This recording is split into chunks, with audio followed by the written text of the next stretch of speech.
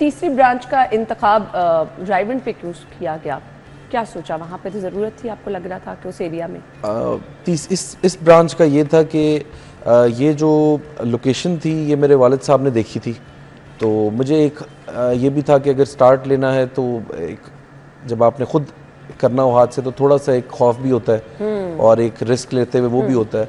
तो मैंने कहा ये जगह उन्होंने देखी हुई है, वो 2-3 दफ़ा इसको विज़िट करके आए थे, तो पहला इस इधर से स्टार्ट लेते हैं, फिर इंशाल्लाह जो अल्लाह ताला को मंजूर हुआ। दूसरा इधर एक इर्द गिर्द अच्छी पोटेंशियल है, रिहाइशें हैं, सोसाइटीज़ हैं, और हमें महसूस होता था कि रात को, और हमारे क्योंकि टाइमिंग ऐसे हैं, हम रात लेट 2 बजे तक रहीम स्टोर इकबाल टाउन में तो हम 3-3:30 तक बैठे होते हैं, 3 AM तक, और सुबह भी हम कुछ 7 बजे खोल देते हैं।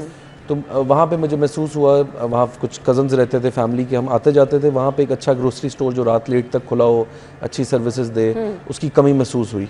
तो हमने कहा कि अल्लाह का नाम लेके इसको एक स्टार्ट करते हैं। इंशाल्लाह जी, गुड लक फॉर दिस। इस ब्रांच पे भी माशाल्लाह से उतनी कामयाबी मिल सकेगी जितनी दोनों ब्रांचेस में मिल रही है? अभी तो तकरीबन 1 वीक हो चुका है हमें, और अल्हम्दुलिल्लाह हमारी उम्मीदों से बहुत अच्छा रिस्पांस है। बल्कि वहाँ पे जब हम खुद खड़े होते हैं तो बहुत से ऐसे लोग हैं जो इलामा इकबाल टाउन से उन नई सोसाइटीज़ में शिफ्ट हुए हैं, तो वो आके मुझे पुराने रहीम स्टोर की स्टोरी सुना रहे होते हैं कि हम खुद इतने से थे तब आते थे, अब माशाल्लाह हमारे साथ बच्चे हैं, कुछ ऐसे हैं जो तब यंगस्टर्स थे, अब वो अपने पोते नवासे पोतियों के साथ आते हैं। तो वो एक महसूस होता है कि अल्लाह का शुक्र है कि हम एक ऐसे इदारे के साथ जो है वो।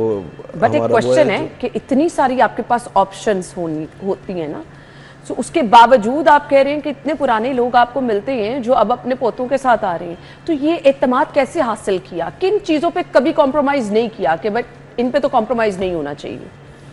उसमें पहले तो जिस तरह का मैंने बताया कि एक फ़ैमिली टर्म्स है, तकरीबन इकबाल टाउन में जितने भी रिहायशी हैं पुराने, उन सब के साथ वालिद साहब के ताया के एक बहुत पुराने टर्म्स हैं, घरों में आना जाना है, खुशी गमी हर चीज़ में। तो वो जब कहीं भी रहीम स्टोर का नाम देखते हैं वो उसको अपना समझते हैं, क्योंकि उन्होंने उसकी जर्नी देखी है। जी बिल्कुल। तो वो उसके साथ अपने आप को जो है ना वो समझते हैं कि हमारा इससे ताल्लुक़ या कनेक्शन है। तो एक तो ये वजह है, और दूसरा ये भी है कि हमने कभी भी ये कोशिश नहीं की कि कोई ज़्यादा मुनाफा लगा लें किसी चीज़ पे, कुछ ज़्यादा। हमेशा कोशिश ये करते हैं और टीम को भी ये गाइड करते हैं कि जो भी बाकी सबकी देखें उससे कुछ ना कुछ नीचे रखें, कोई कस्टमर को वैल्यू मिले।